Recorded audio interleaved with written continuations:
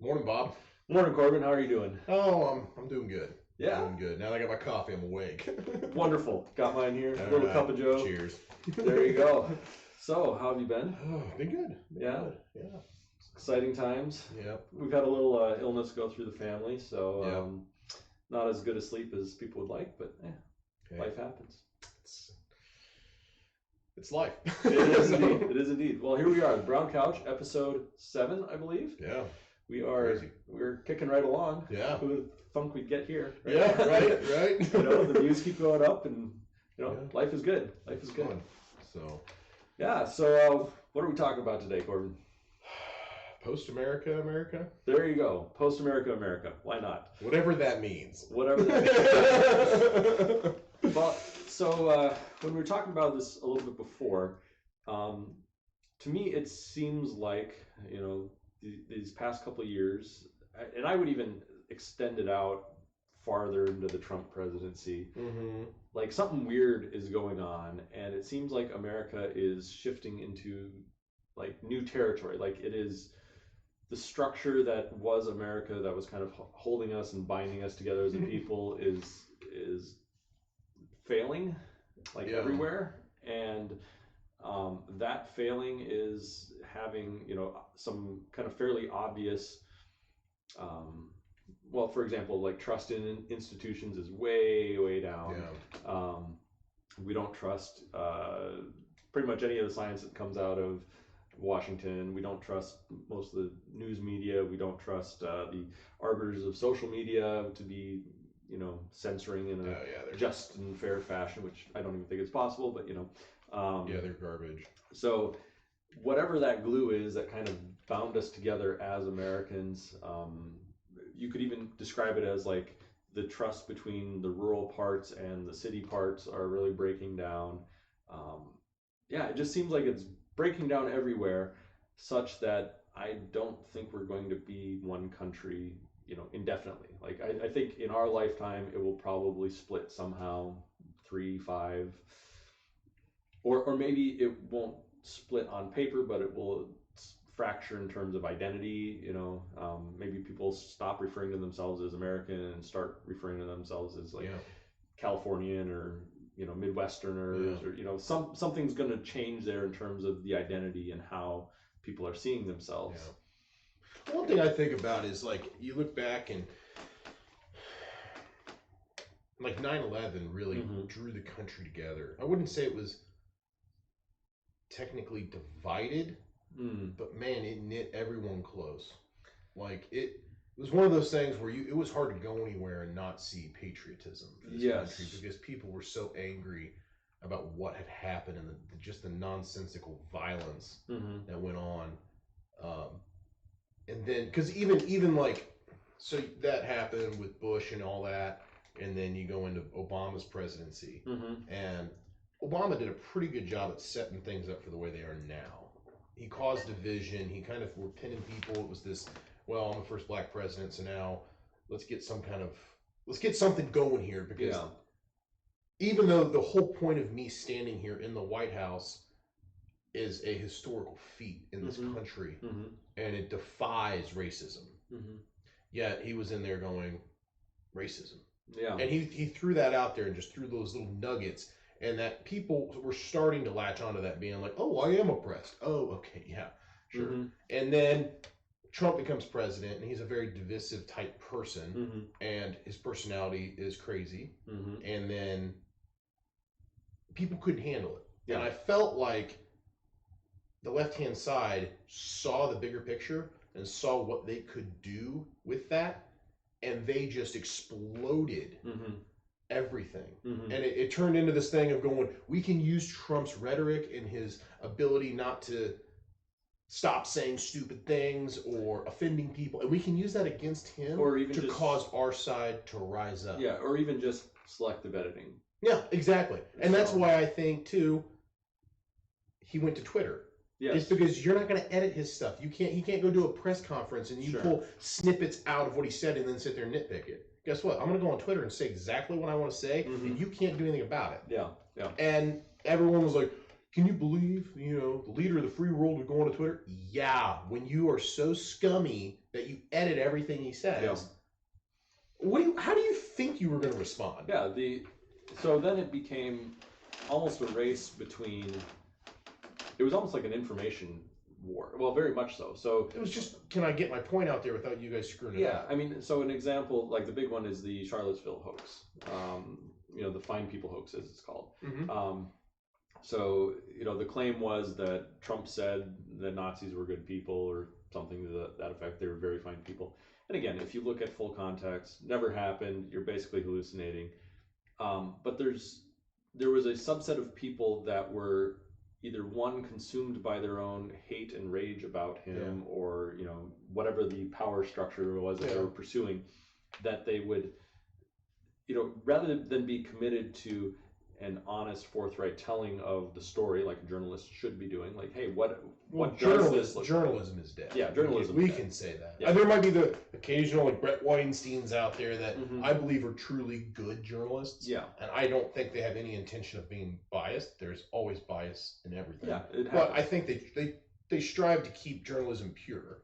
Now, other than that, I don't know a single other journalist that's not going to be a complete piece of crap. Well, part of it too is acknowledging the bias, and there has to be almost that self-reflective process of like, yes, I am a biased person, therefore I'm going to get it wrong on some things, and when I get it wrong, and sorry for that, and here's how I'm going to correct that. So there has to be that self-reflective, and that's what makes you like not just a good journalist, but a good person in general. But it's like this podcast here. Yeah. Yeah. Is the quality as good as all the other podcasts on YouTube?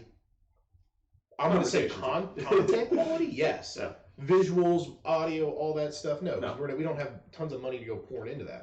But I think the content, and it's two people on certain things, we're on the opposite side of the world. And guess what? We can sit here and have a conversation. It's like, Bob, help me understand your side of things. Yeah. You know what I mean? Absolutely. Because that's the point of... That's what journalism should be. If you're going to sit down and interview someone, you don't get down there and just start grilling them. It's help me understand why you are this way or why you're coming from this direction, because you obviously know where I stand. But that's not ever going to happen. This actually brings to mind. So I was watching a conversation between Jordan Peterson and John Vervaeke, and one of the things they kind of split out was the difference between Philosophia Sophia. Philia Sophia and Philia Nikeia. Philia is the, I believe, Greek word for love, and so it's the love of, and in Philia Sophia, Sophia is the feminine version, but it basically means wisdom. Okay, so it's the love of wisdom versus the love of Nikeia, which is victory, right? And journalism adopted the Philia Nikeia version of reality. It is the conflict. We're asking the tough questions. We want to try to get whatever the win is, right? Yeah, but the win's twisted to make you win. Yeah, even if you lose, you can't admit you ever lost. Yeah. They fell in love with the love of victory. Yeah. Okay, and so that became their pursuit. Like, this is pursuit of power, all that sort of stuff, and that's a different thing than the pursuit of wisdom. And what we're engaging in, and what I believe the Jordan Petersons of the world are engaging in, and many other people, the Weinsteins of the world, they're engaged in a different game. And that game is this pursuit of wisdom. It doesn't mean I have to be right, or I have to win the argument, or put the other person down, or slam them, or whatever the common parlance is nowadays. It's there's a process here, and unless we're both actually growing through that process, we're losing. Yeah. Like, the wisdom piece is actually more important. And I think journalism historically was supposed to be that. It was supposed to be helping the people become wiser. Like, here's your exposure to facts. Here's the exposure to the different perspectives and interpretations on those facts. Yeah. Like, there's there's always going to be two sides to every story. Here's those sides. Help us figure out which way to look at this thing. Yeah. And they abandoned that. They said, you know what, to hell with it. We're after victory instead of wisdom now. Yeah. And, as soon as you make that switch, as soon as you change from, like, love dynamics, which is what wisdom is about, like being one people in love and figuring stuff out as unit, to power dynamics, which is one person against another or one group against another. as soon as you make that switch, you've lost the plot. You know, and people notice. You know, some it takes a little bit longer than others. Well, I think the biggest proof and evidence of that is look at the ratings of MSNBC, CNN. I'm not just trashing them, but I am trashing them because they're garbage, and the proof is in their views. Yes, you have YouTubers online who are 10-year-olds getting more views than CNN. Absolutely. And people take that 10-year-old more serious than they do anyone on CNN. Or MSNBC, I heard is like, they get like maybe 43,000 views per, like, per like segment they put on there. Okay. Yeah. With 500,000 subscribers. That means nobody's watching. Yeah. No one cares anymore. Because here's the problem, is it's always that we need the victory. It has nothing to do with real journalism. It's always, everything's super edited. Let's get in there. Let's just trash every Republican. Democrats are doing a great job. Where's your evidence in Democrats are doing a great job right now? I'm not saying everything they're doing is bad, but like, why can't we talk about the wall situation or the border situation? Why can't we talk about the riots? Why can't we talk about Chirac and everyone dying in Chicago right now? Is that something we can't talk about? Yeah, we're not going to talk about that stuff because that's real news. Yeah. Oh, okay. So we're going to talk about fake news. Yeah. You know what I mean? So it's like, I don't understand but that's why they have no views. And it right, that sums up everything you just said. And I think it also, you know, it becomes a personal thing too. I mean, I look at the journalists too, like a vendetta against something. Well, where's the integrity? Like at some point, when do you realize, hey, I've actually been engaging this, I'm the mouthpiece for whatever this thing is, it's nonsense, I'm not really engaged with the other side, whatever the other side is. I don't care about, you know, my fellow Republicans or the other humans that live in rural areas, or I don't care about any of their opinions. I'm just here to push a particular narrative. Okay, like, congratulations, you're a shit person. Exactly. Like, when do you wake up and say, oh, you know, that's not actually a wise way to live? Like, I need to figure out something about what it means to be a human. And maybe these other people, you know, they might not have the degrees and all that sort of stuff, but they're smart too. Like they're intelligent humans. Like let's figure out why they think what they think. Yeah. And you know, go to those people. And there are some outliers on that. Yeah. You know, I'm trying to think, like John Stossel is a good example from, you know, more back in the day. But like he would do more of that man on the street, like go and figure out and talk to both sides of the issue and try to find some sort of synthesis between them. Yeah. But anyways, so that's a symptom, I think, and maybe it's a causal factor, but you know, I think that we are kind of changing into this post-America, and because the end of this road is, okay, we can't consider ourselves one political body anymore. Like if this is the treatment, if this is how it's going to be from here on out, you know, the other alternative is, you know, the right or whatever gets power someday, and they just start beating up on the left, just like the left's been beating up on the right. And you know, maybe that pendulum will swing that way. I hope not, but I don't know. I don't know how it's actually gonna play out. It's kind of frightening because we've gone down this road of like almost no return. It must be like, well, that doesn't sound like hopeful. It's not. It's because we've let it go to a point where like, how else do you stop the protesting? That every time a police officer sneezes or goes and buys a freaking hot dog, someone's getting pissed off. I mean, that's almost how childish it is at this point. Yeah. Where it's like, we arrested a guy who murdered someone. Protest! Okay, what? Yeah. Why can't these guys do their job? You know, someone got a speeding ticket of the wrong color. You know what I mean? Protest. I don't understand. And it's always pick and choose your protest. Not, you know, anyway. It's the whole thing's stupid, but the problem is it's gone on for so long that the only way to stop it is gonna be force. And that's the thing, because to abolish everything America stands for, to say get rid of systematic racism, that's not going to happen. Sure. Unless you completely tear this country down and we become a third world country like Mexico, and we just instead of we have cartels, we have BLM. Yeah. What else do you want? Yeah. So I don't. That's a good question. Like, you can't get rid of systematic racism when it's in everything. It's in the carpet. Gosh dang it, Bob! It's in your beard. Get it out! Like you can't. Fucking You can't get rid of it because everything has it because they can correlate something with racism. Because the problem is they have to find something because, I mean, here's a secret: we're not systematically racist, and we're not a racist country. Yeah, the secret is something more like, in my opinion, the solution is transcendence. Like you have to transcend whatever that problem is. Well, it goes back to our last episode. You have to find something that's got more meaning than BLM or the fact that we want to be right and we want reparations. What happens when you're George Floyd's family and you got $23 million from freaking Minneapolis? And guess what? You went and blew it on everything, and now you're broke. And guess what? You're $23 million. I could live on $23 million. Sure, yeah. They blew it all. Now you're back where you were. Probably got most of your stuff taken away because you're broke and you can't pay for your freaking electricity bill on your mansion. So now guess what?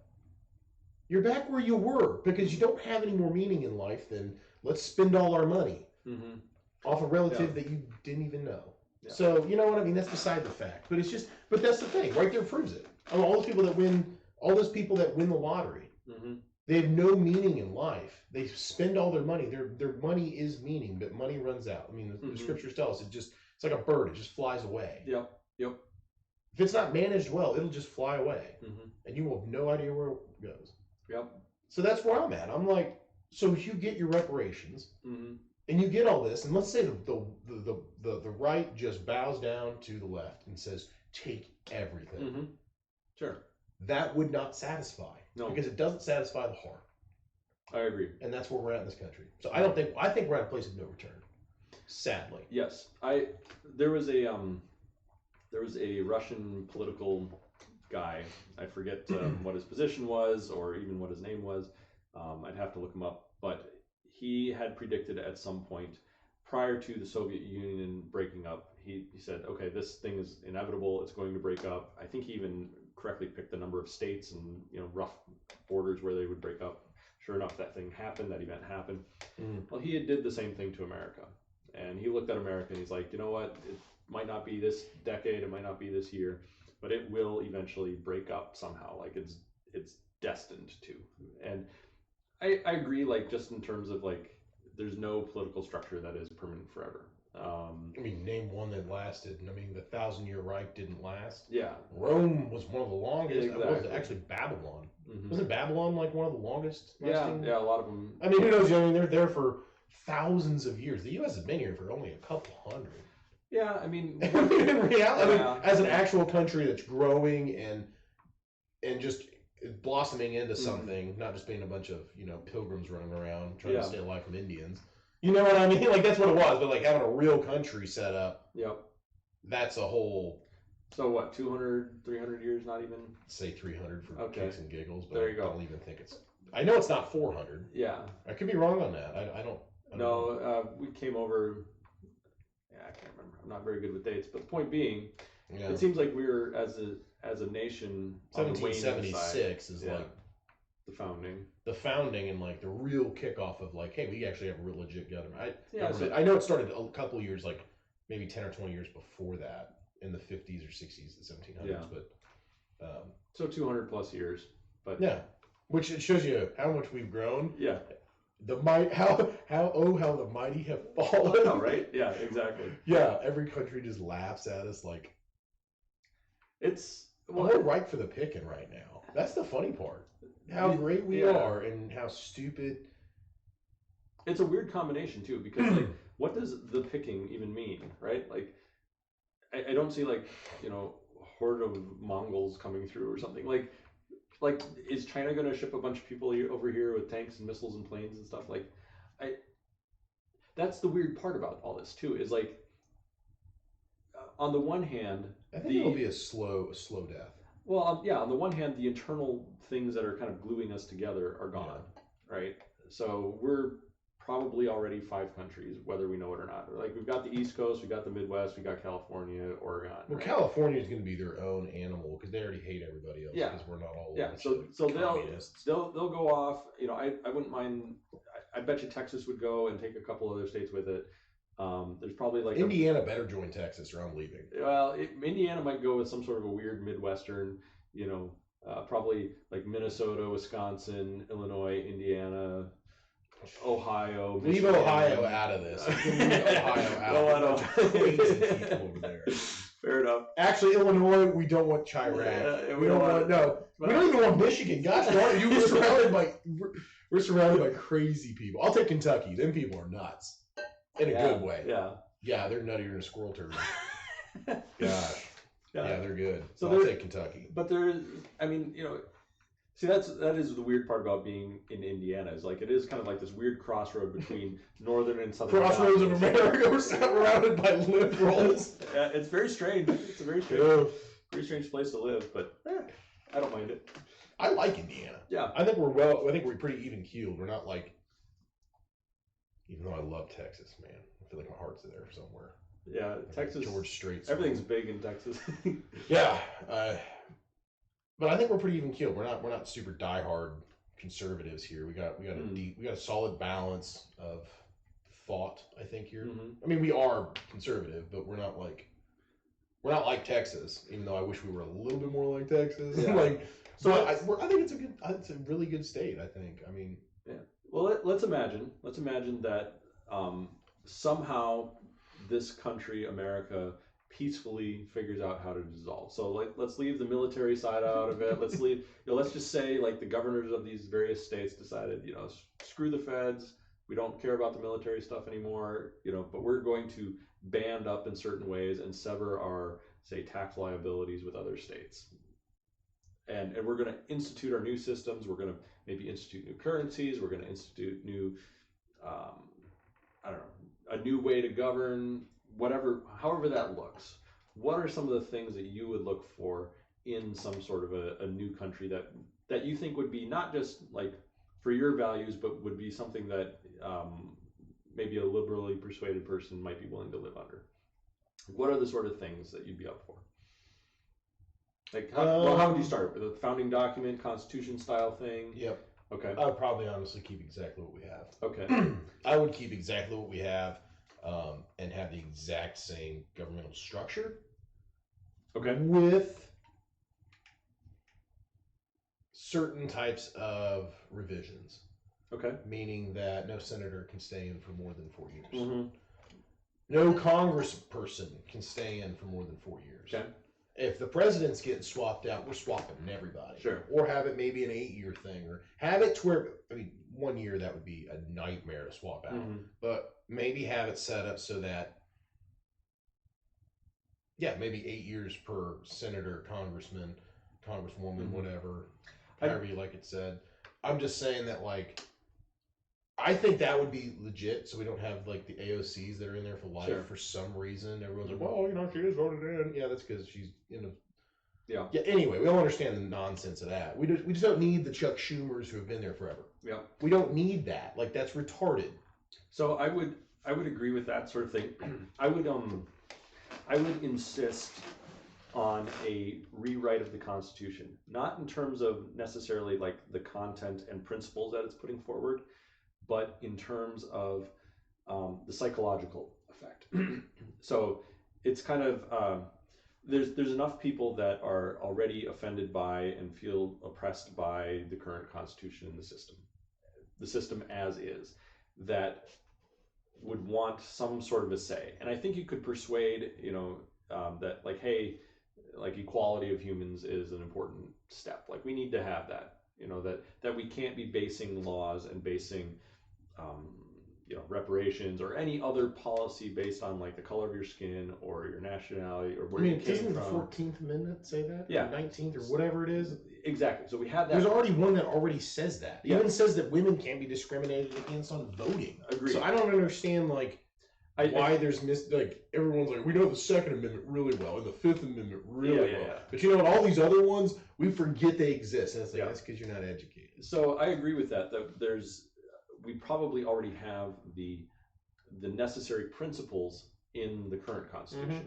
But I think it still needs a rewrite so that maybe those principles get re-ranked in a different order. So again, you might have to learn the First Amendment is equality of all people, and maybe the gun rights part is Amendment number 10 or something. I wouldn't even say you have to reorder it. I think you just have to teach it in schools. Sure.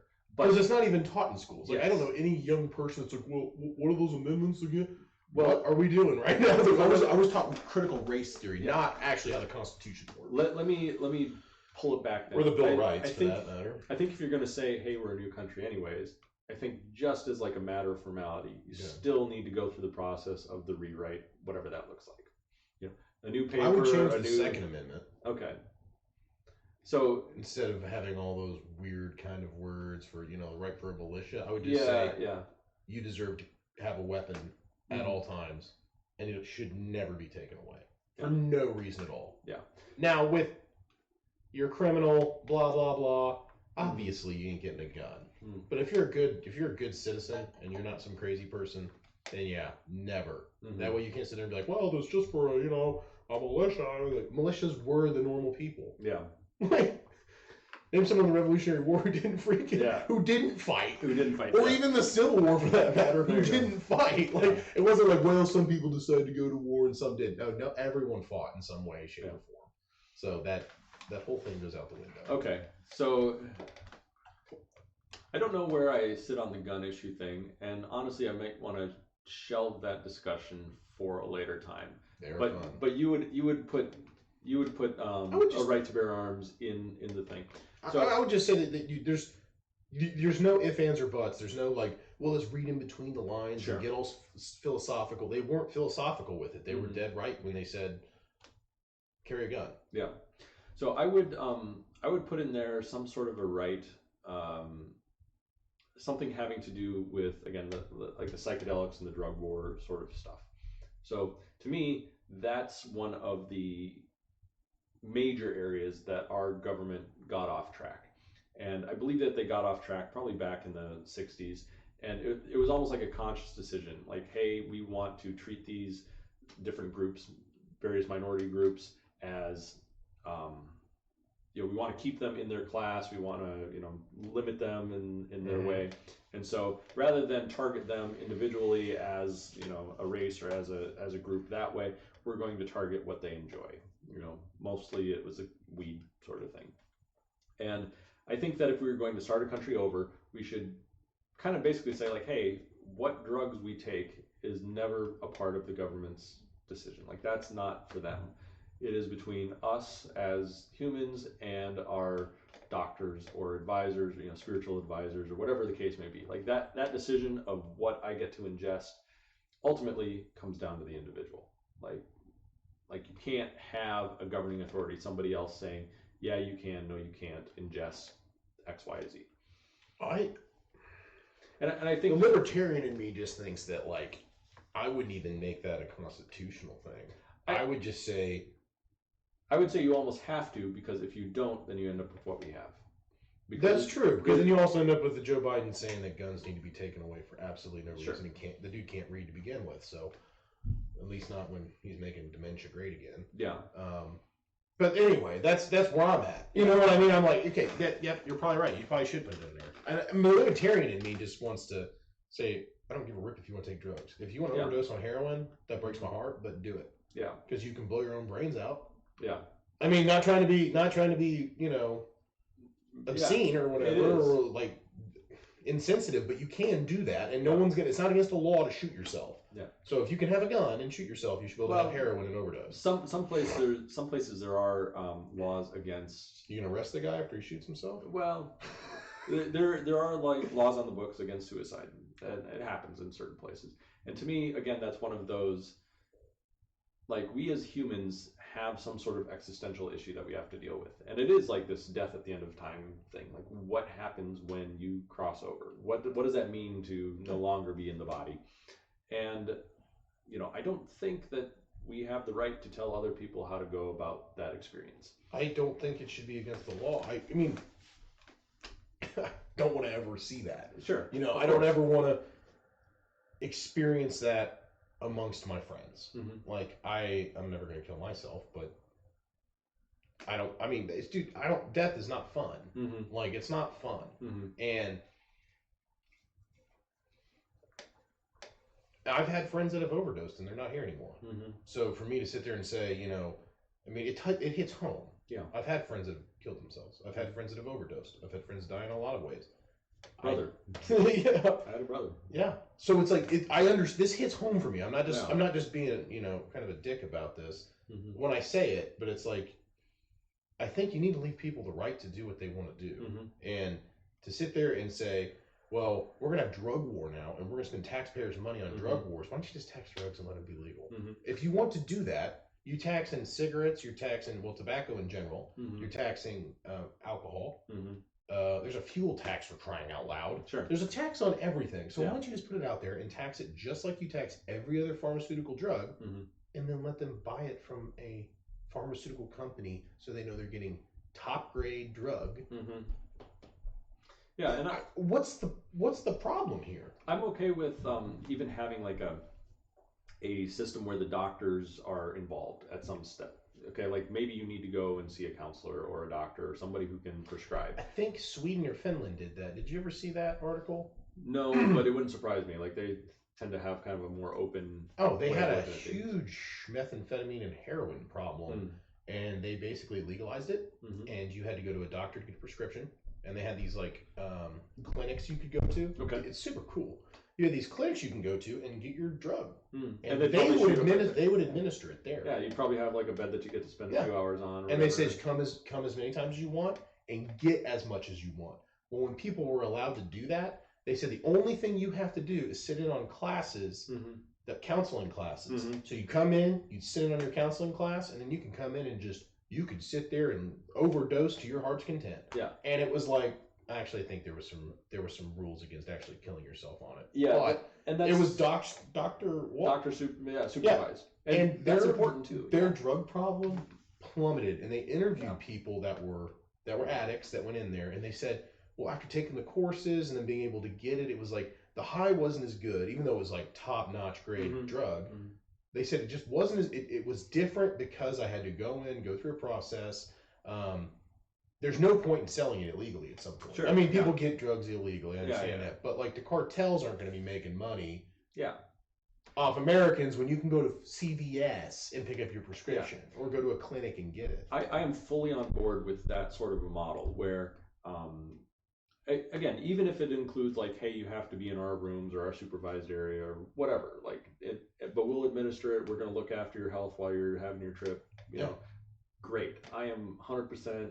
I give that a thumbs up and stamp. You want to defund the police? Guess what? You probably won't need near as have many police officers when you're not running down a meth head down the street who just shot someone to get his drugs when he can just walk 2 blocks away and get it for free. And the meth head would probably prefer to have it under those circumstances too. He doesn't want the cops after him, and the cops really don't want to chase him. Yeah, exactly. So there's a win-win here. Yeah, we've put in, like, just through our own stupidity and our own retarded systems, we've said, hey, like, let's make violence a part of this transaction, this game, and so this is how we're going to do it. It's like, no, like, there's other countries that have been doing this, not just recent too. Like, this is decades-long stuff. Yeah. Well, and it's like that whole saying of, like, the definition of insanity is doing the same thing over and over and expecting different results. We have a drug war we've been in for, 30 years? 40 years now? More than that, yeah. It came in, like, the 1970s, I want to say. So 50 years? 50 years now, a drug war. How much further have we gotten? Go look at the statistics of overdoses on drugs and people that are just actually addicted to drugs. Yeah. What are we doing? And you're like, this is solving the problem. No. I'll go ask most detectives, most narcs, go ask all these guys that do this for a living. It's ridiculous. And you tell me it's getting better. It's ridiculous. And this is actually one reason why I think we need to be post-America. Because we have had this generation of politicians who... It sounds good to have a drug war. No. War on drugs. It sounds good, but who's winning? The cartels are winning. But what's the intention? What is a smart thing to do? Like, if I was a politician, I would be saying, hey, here's what Sweden's doing. Here's what Norway's doing. Here's what Portugal's doing. They're having good results. Let's try something like this here in America, right? But I have never heard a politician say, this is what is working in other countries, this is what we should be doing here, or at least trying here. Well, that's because you have American exceptionalism.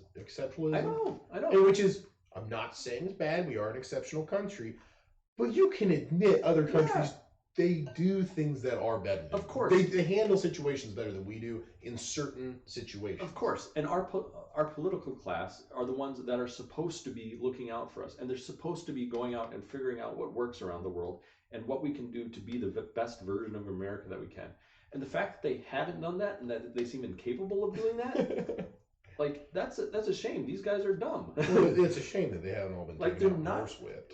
Because they're not doing what they should be doing, yeah. Right? Like, instead, it's all this power games and political points, and And well, it's no different than when, and I'm going to keep harping on this just because it's relevant. Mm-hmm. But like when Biden went into office, no, I'm not going to do this. No, I'm not going to do that. No, I'm the most moderate.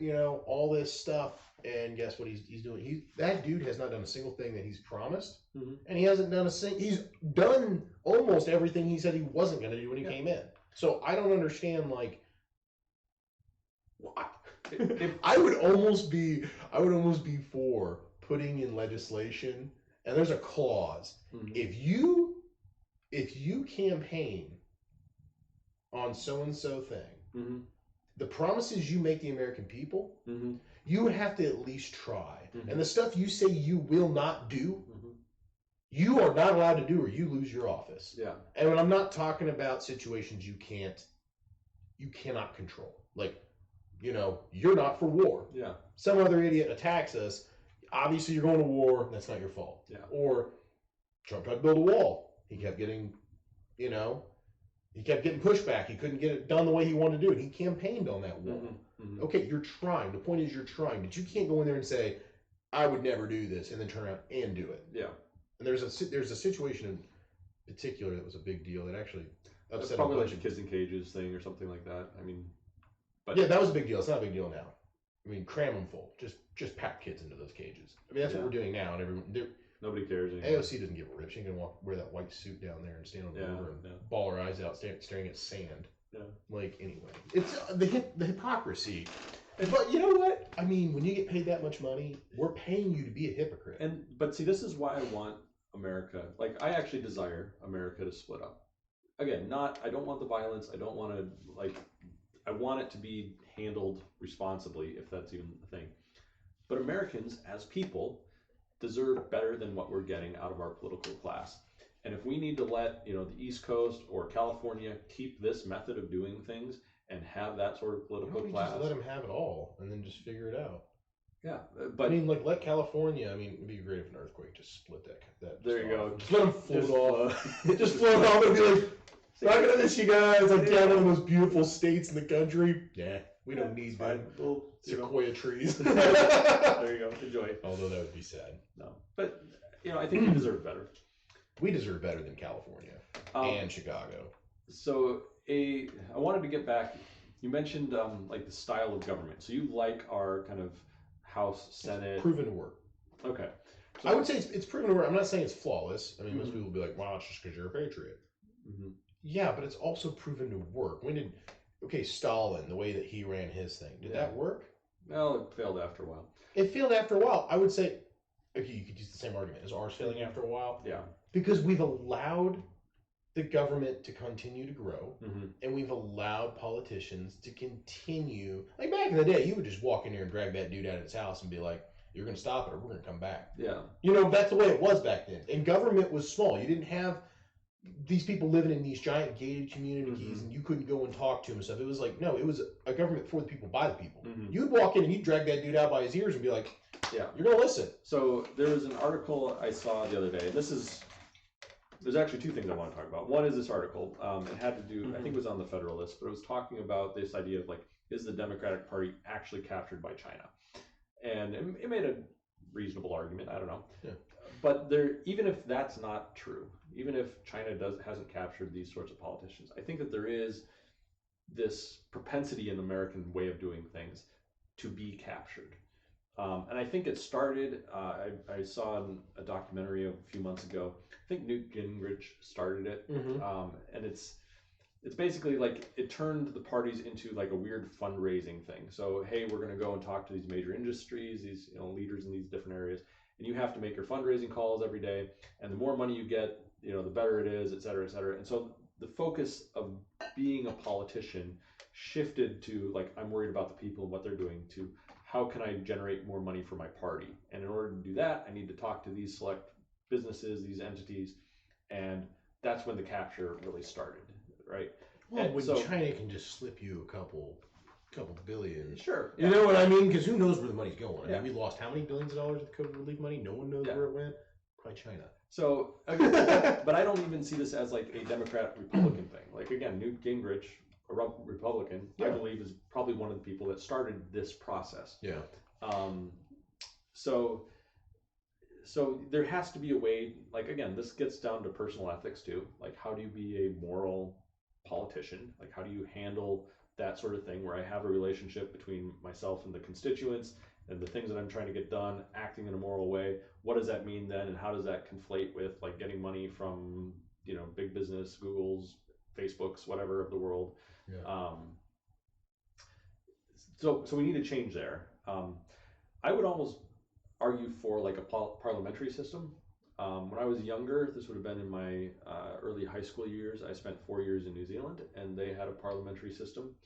And one of the interesting things about it is you could have your Green parties or your, you know, Christian conservatives or whatever the smaller minority parties are that typically just get overrun. Like, they would have a say because the big parties would have to make coalitions with them to get anything done. So, you know, so you could have, like, say you're, instead of a 50-50 split that we have now, there'd probably be like a 45-45 split, and then there'd be like another 5% or 10% on either side that is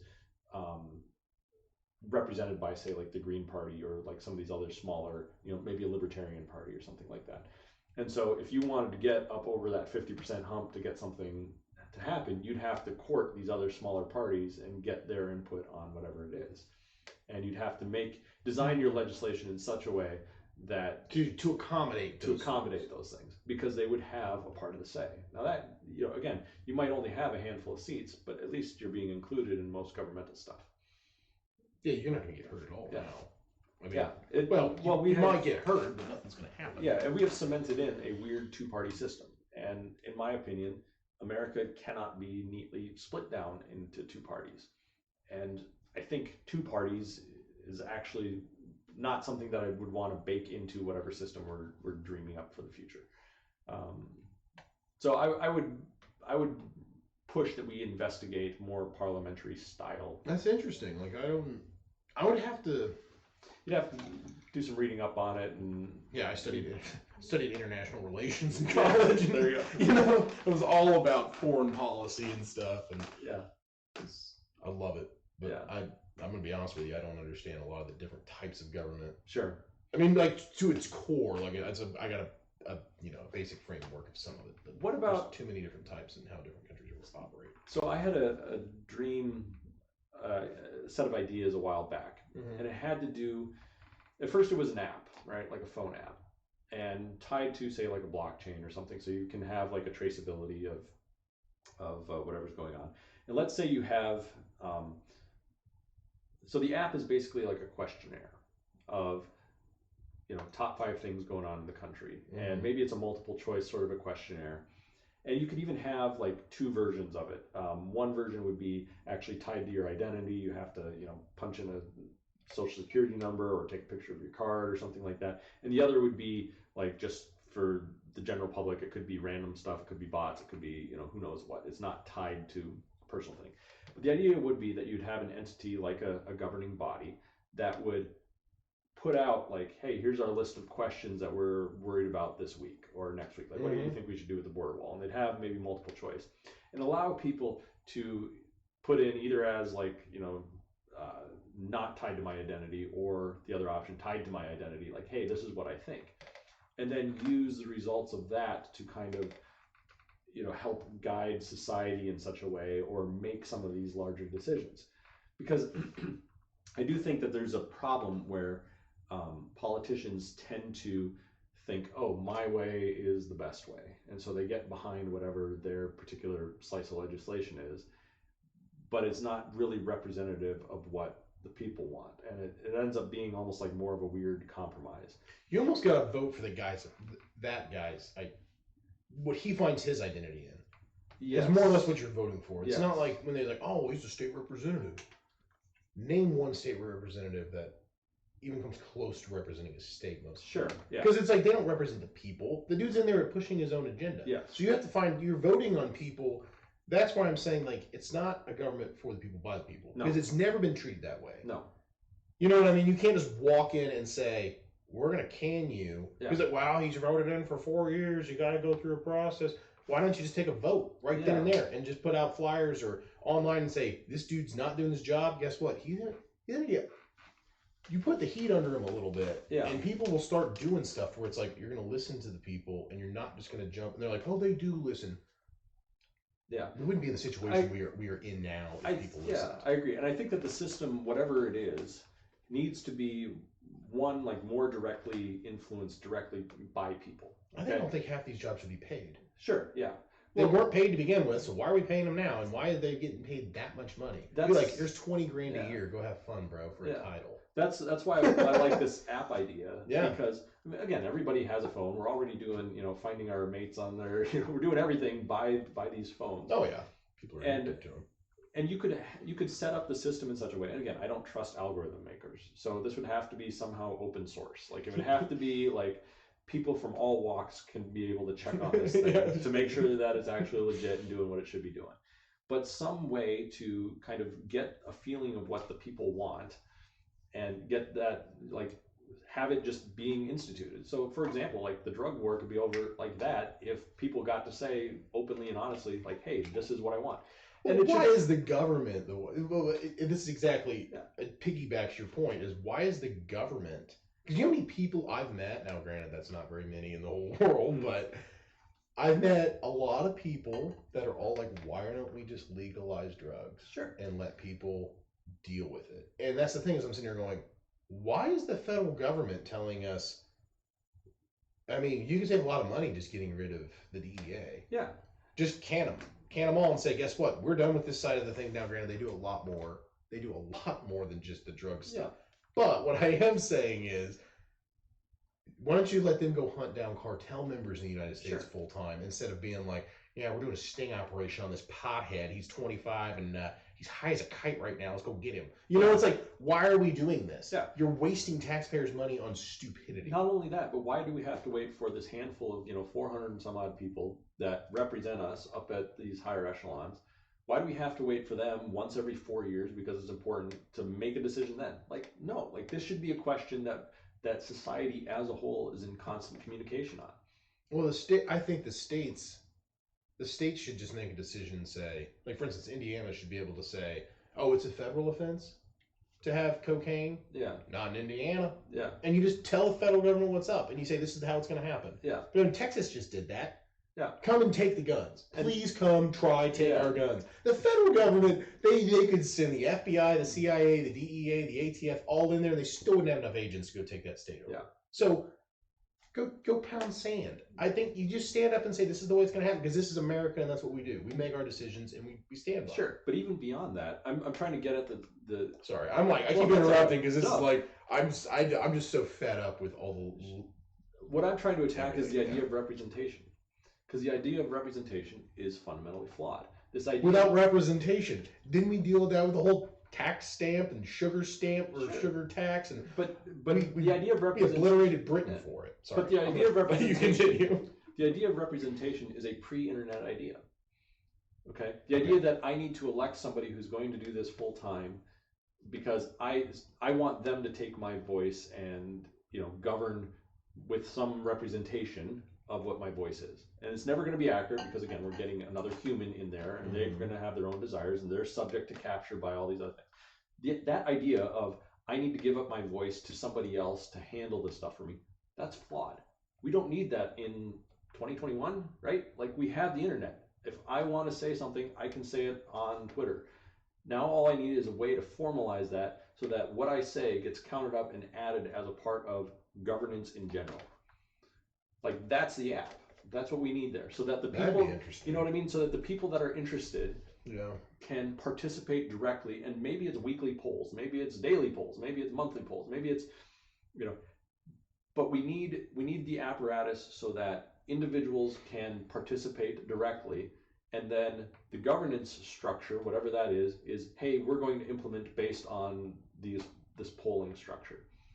And we don't have representatives that are captured by whatever it is. And again, I can't trust the technology companies as far as I can. Well, we've had an election. The censorship, blah blah blah. Like you can't trust that. So that issue needs to be overcome. Election ever. Yeah, that issue needs to be seriously overcome. But like, what I'm literally talking about is doing away with elections, because elections are a stupid way to handle this ongoing day in, day out cultural conversation that's happening. Yeah. Right? There's no reason to say, oh yeah, once every 4 years we're going to change it. No, this should be like daily, weekly, monthly. Yeah. Hey, this city is getting hit by, more protesters. Do they need more cops or less cops? We'll have it tied to your GPS. So if you're in the area, you get to vote. Did you hear it? You hear it on the news. I mean, some news sources, they're not even news anymore. I hate saying news. They're not news. They're a bunch of opinion pieces. But it's like, they'll say that, people in this area have been begging for more police presence. Yeah. But then the only thing you see in that area from all your news outlets mostly is they hate the police, defund. It's like the people there are like, no. Yeah, but imagine you could capture that in real time, and then, money from the federal budget, whatever, and the decisions to assign it, all handled by algorithm, like assign more cops to go show up in those neighborhoods, and they start working the beats more, and they, like you can have this very direct representation. You can have it even based on where your location is. So if you want like say like a bunch of hippies move into town, and they're like, okay, we're going to set up a Burning Man or something. Mm-hmm. At that moment, they log in and they say, okay, do we want the laws in this town changed so that weed is no longer on the crime list? Boom, it's done, right? Because they've gone to that area, they've become the 51%. Now cops are no longer responsible for weed tickets, et cetera, and then when they leave, that question can be asked again. The people can decide, yeah, I liked it, no, I didn't like it. They can kind of change their own laws changing in real time. Laws on the fly, yeah. I mean, and again, maybe there needs to be some sort of, depending on what the law is. Depending on what the law is, maybe some of them like thou shalt not murder sort of stuff. You would be like, tonight is the night. Yeah, everyone votes. We're gonna murder. We're gonna the Purge. Yeah, the Purge, or whatever that movie's about. Yeah, I know it's about murder. I think. Yeah. But that's a weird movie. But again, like I'm not even like this probably isn't even that complicated of technology to do. I can't do it. I don't know how to do it. But you got to patent that idea though. There you go. Someone's probably gonna come up with it and become the next Bill Gates. Have it for free. This is the free idea for the day. Go out, make this app so that we can start governing ourselves. So the only stipulation we have is you have to fund this podcast. You got to put, sponsored by the Brown Couch. Yes. But seriously, like, why are we doing things the way we're doing? It's stupid. It's so inefficient. And I think it's even more inefficient when you have, like, if we're going to go back to like the structure and the things that I believe need to change is like, you have all these politicians, these senators and congressmen and whoever else is in politics. Mm-hmm. I mean, half the time, who knows who's pulling the strings? The Nancy Pelosi's of the world. Yeah. Why is she still there? Yeah. Why is she still there? Name one person who likes her. Mm-hmm. You know what I mean? Like, take a poll, and if you don't like her, kick her out. Yeah. You know what I mean? And I don't understand why that's not a thing, because you can vote anyone into a situation. Sure. And it's like, well, they got to hold out their term. You can impeach somebody. Yeah. Why is that hard to do? Yeah. You know what I mean? It was, anyway. The whole system is captured. But then they shouldn't be paid as much. Yeah. And then they got lobbyists coming in. There's like AOC, a bartender. She's worth tens of millions of dollars now. Off of a $200,000 a year salary. First off, she's way overpaid. Yeah. Way overpaid for how much she actually contributes. Two, where are these millions of dollars coming from? A bunch of lobbyists. She's pushing agendas. They go, hey, we're going to give you $5 million if you sit here and cry wolf at the border. Yeah. Okay, yeah, I can do that. So you know what I mean? Like, yeah. So that's where we're at in this country, and it's embarrassing. Yeah, it's embarrassing. I think the whole system is captured, and I think a lot of these can be solved with basically apps. So I talked about the idea for an app of how we could just change governance, get rid of representation altogether. More of a direct democracy, location to laws changing on the fly, or so I think you could totally do that. The money is another huge one. I think you could totally fix that with a Bitcoin style thing that I think I brought it up in one of the other episodes, like a water cycle. So some sort of a taxation from everybody based on a percentage. So 5%, 10% a month, whatever it works out to be, redistributed evenly. It gets rid of the problem where resources naturally tend to flow. They call it the Peter principle. It's also related to the Pareto principle that to those who have, more will be given. To those who have none, what they have will be taken from them. That's the Peter biblical reference there. The Pareto principle is the 80-20 rule, though, so that like wealth will tend to flow into those that have more wealth. So Amazon is going to keep getting wealthier and wealthier. Google's going to keep getting wealthier and wealthier. Bill Gates just lost half of his. Well, okay, that's right. Through the divorce. Yeah, that's a weird situation. Yeah, we'll hit that some other day. But all that work to lose happened. Yeah, shouldn't have been a jerk. Yeah. Or cheated on your wife. That whatever. Yeah, whatever. Never pays to cheat. Yeah. But so there's ways that we can kind of engineer ourselves out so that these perennial problems don't keep hanging on us. Now, maybe that too is the equivalent of reparations. If you can make the case that like, hey, we've got a lot of people, black, poor, white Appalachians, whatever, that are stacked up at zero and they've been at zero a long time. And it's once you're at zero, it's really, really hard to get out of zero. Like a well done wealth redistribution that's done by algorithm, that's not capturable by a political party, that is outside the controls of a political party. I just want to interject for a second, because you just had me thinking. I watched this documentary about 7 Mile Road in Detroit. Okay. It's like one of the most poverty-stricken places in the U.S. Mm-hmm. And the crime, like, you cross a certain street, you're getting shot dead. Yeah. It don't matter who you are, black, white, yellow, pink, purple.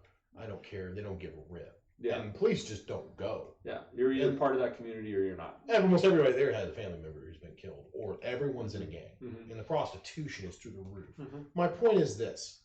And one guy in there, so it was an interesting documentary, and I'll get to my point, but they had one girl who apparently had a bunch of kids, and she's a prostitute. And she said this is the only way she has to make money, and she's trying to save her money to get out of there. Mm-hmm.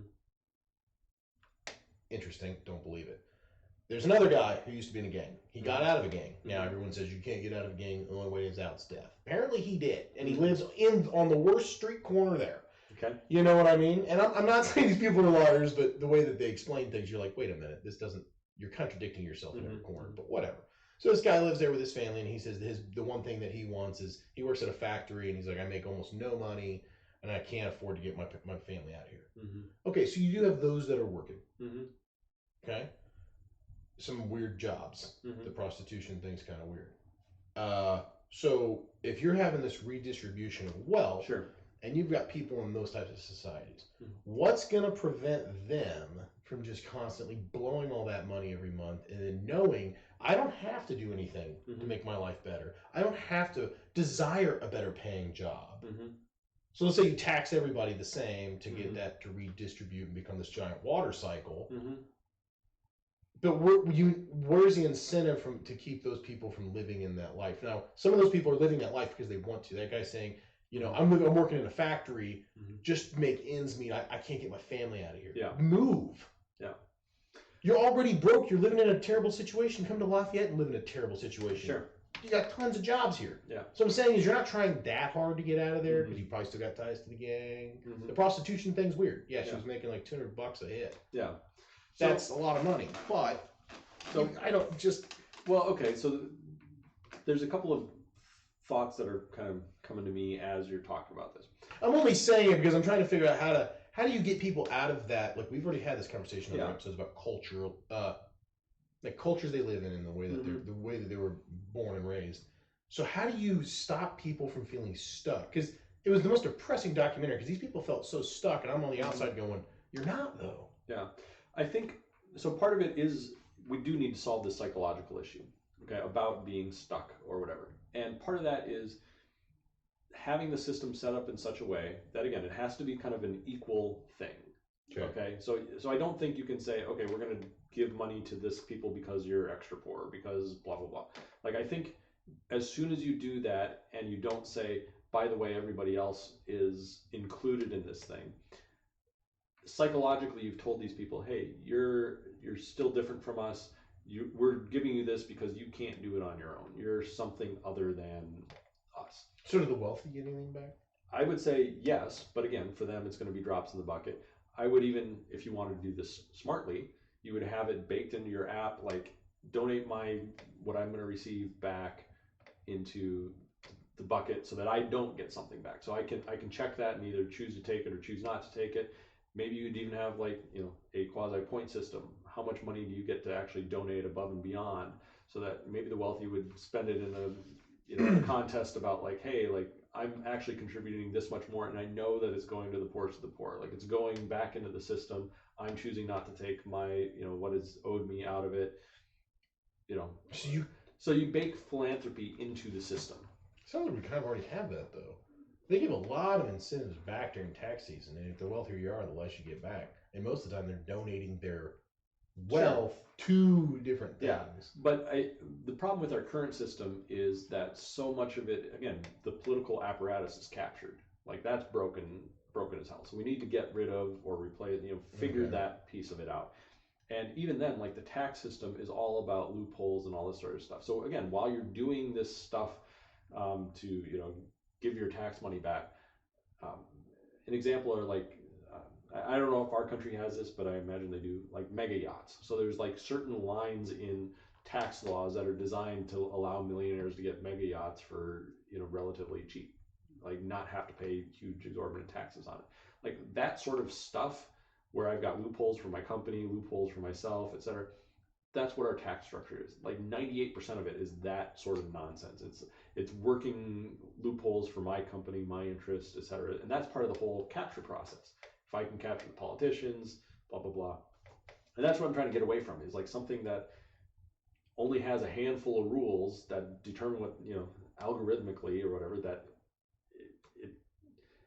but set up in such a way that it also feeds into your psychology as like, oh yeah, I do want to give. Maybe I get more points this year if I give more, and I can, use that as my e-penis, with the other wealthy people. Like maybe there's a chart that says, these were the top givers this month, and like that gets updated and they get, kudos that gets pushed out to everybody's app. Thank Bill Gates for, giving extra or whatever. Okay. But so they get their popularity doing that. Yeah, maybe. But like the point being, like we can change the system so that it isn't just fundamentally broken and loopholes. And like, what's the point of tax accountants, right? The point of tax accountants is whatever this system is that governs everybody is too complicated for everybody to participate in. Like, it's ridiculous. Well, that if you don't do it just right, we're going to come down with a hammer. Yeah, exactly. I didn't know. It's like, Yeah. I'm not reading 800 pages of tax law to figure out whether or not I did my taxes right. The reason that I have somebody doing my taxes is because I'm using that person as a shield. Like, they've signed off on it, right? Yeah. Like, okay, something got screwed up, right? We'll fix it, but I'm at least trying. I hired a guy. Like, that's how much I'm trying. It's like, I'm paying extra so that I'm showing that I'm trying. Yeah. Right? So all that is nonsense. Like, all that can totally be handled by an algorithm. Like, there's no need for, and again, it's not that I want tax accountants to go broke. It's, I want something else. I want to free up their mind so that they can do something more creative than figuring out how much money Joes and Jans owe the government. Like, that's a stupid job. It's a waste of time. I mean, I'm not saying taxes aren't important, but I am saying the way that our tax structure is set up is dumb. Yeah. Because it's like, I'm going to pay all this money all year. At the end of the year, I'm getting it all back. What was the point of that? I thought I was supposed to be paying for roads and, Medicare, Medicaid. Like, my taxes are supposed to go towards something. And it's like, all right, you owe us $3,000 in taxes. End of the season, I get $9,000 back. What the heck? Yeah. Where are these it's like, oh, you're printing money to pay for the roads. But you're not even using our tax money for that. So. Even then, though, like, okay, so the road issue, right? This goes back to that questionnaire app. If you live in this location within 20 miles of this road, or, depending on the size of the road, maybe that changes, like whether or not you get asked, hey, what's more important? Getting potholes on, 169 fixed or potholes on I-94 or something like that. Yeah. Like, that can all be handled by apps and direct going to the paving companies. Like you don't necessarily need this governing body that sits in between all that sort of stuff. It's just yeah. So I don't know. Like when I'm talking about America breaking up, I'm talking about like using our current technology, leveraging up maybe a generation or two, but actually changing fundamentally our human relation to what governance is. Like right now, it's very much a me and them, and we're often at conflicts because the laws are stupid. And they're captured, and I can't trust them, et cetera, et cetera, et cetera. So let's fix all that. And like, let's fix how taxes are done. Let's fix how money is done. Let's fix what it means to be a participant in the society so that everybody actually gets a chance. I want the people in 8 Mile, I want them to know, hey, I got my, $1,000 a month or whatever. I can either take it and get out of here. I can save some of it. It's on a Bitcoin wallet, so it's not going to be stolen from me unless somebody's breaking my fingers for a password. Yeah, right. But the point being, like, now I've got the opportunity to actually get out of there. And if I choose to stay, it's because I've actually chosen to stay. Otherwise, I'm getting what I need from the rest of society. Like, I'm cared for in the same way that everybody else is. Yeah. That's what I want. I want people to know, like, the choices that I'm making are choices that I'm choosing to make, not because society is forcing it on me, not because life is unfair, but I'm actually being included just because I'm a human. Yeah. And I'm not against that idea. Yeah. I'm also not against the welfare thing. Like most people, like a lot of Republicans that I've met, they're all just like, welfare, we shouldn't have. It's like, no, we should, because there's people that are down and out, and I used to be that way. Yeah.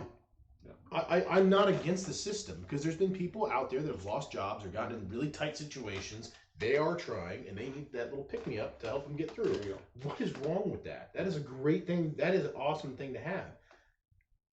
The thing I have a problem is when the government gets so big. I'm against big government, for sure. Because when they get so big, there's so many holes in the system that can't be plugged. And nothing is simple. If you keep it simple, it's like, well, it's so big because look how great of a nation we have and how big of a nation is. We can simplify this real quick. First off, the welfare thing, there's people that milk that system. It's like, well, I can't work. Why? I don't feel like it. Oh, okay, here's the money. You know what I mean? It's like, evaluate whether you can work and go work. Like, we'll supplement your income if you need more. But we're not just going to cut checks. Prove that you're doing what you can do to get there. And there's people that go through the bouts of depression and whatnot. But having a system like that, I think, would be kind of... You'd have to have the government would have to be simplified. That would never work. Because the more complex it gets, the more restriction. The good idea fairy shows up real quick and starts throwing all these things out there. And everyone's like, yeah, let's hop on that. Let's hop on. You just added 50 different regulations in the matter of 50 minutes. I think there has to be a change in people's mindset, too, that like regulation and loophole is usually to benefit somebody else and not necessarily for the benefit of society. Well, that when it comes down to, like, when I said, like, the lobbyists. Yeah. I've heard arguments for lobbyists and against. I think it's wrong for anyone to come in and tell a politician, here's a wheelbarrow load of cash if you do what I ask. I would have it written in stone that you're going to be taken out and horsewhipped if you take money or a bribe from anybody and that's in why politics, because it's represent the people. And you're not representing someone when you are bought and paid for. And that's why I say the representative layer, that thing has to go. Because it doesn't make sense anymore. Not in 2021. You don't need it. You don't need somebody else speaking for you. You need tools so that you can speak yourself and have your voice count. And all they do is make the decision, pull the trigger. Or maybe just be the person there to supervise and make sure that it happens. Like, they're the coordinator. You're basically a wedding coordinator at this point. Freaking Chuck Schumer. You know what I mean? That representative thing should be, if you need a representative, it is solely to act, like, replace them with a robot. They're only there to act out the will of the people. They're pulling the strings for the people. That's it. But the people should be included on, like, again, the vast majority of high-level decisions about, like, how things should be done. Maybe it's, if you need a road bill, everybody that's going to be in any of the 3 areas, whatever, they get a vote. You can even bake into that, like, so-and-so, like, if you're along this corridor, you get extra money. If you live along, here you're going to be affected by sound, so you get extra money. Okay, but allow the people to participate in whatever those questions are. I don't know. Yeah.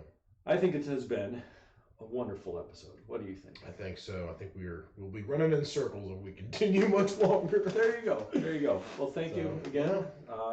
Good old episode number 7, I believe, the Brown Couch. Yeah. Thank you to all of our viewers. Please like, subscribe, share. Yep. We're getting more out on the Locals channel. We'll have information down below and some links down there. Yeah. And comment. Let us know what you guys want to talk about, or if we said something you don't like, or just let's get in there. Let's talk about things. That'd be fun. And hopefully this next week we'll be getting some guests, maybe. We're hoping to. So stay tuned. We're hoping for some big things in the following days. There you go. All right. Take care.